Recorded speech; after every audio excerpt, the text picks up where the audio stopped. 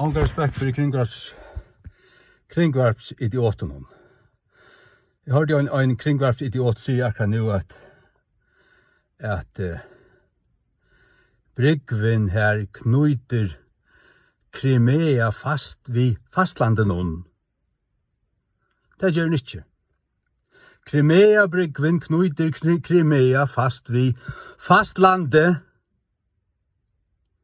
Hadde dit en høyla, og hadde dit mosselforstand, så hadde du vita det.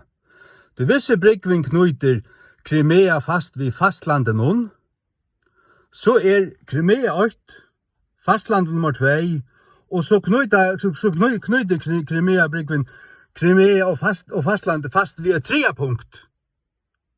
Og det gjør det jo ikke. Crimea Bryggvin knuiter Crimea fast vid fastlandet. Tog til en brygg i middelen teipa i punktene. Tid av misforstande. Og det tog at tid blastempla og trutta og propagandisera reivaroi og Hamas og allan annan fjernaskap det og dagliga. Tog misforstande forstande, tog det et pakke av devilrenton idioton alt somol. Kjør så vel.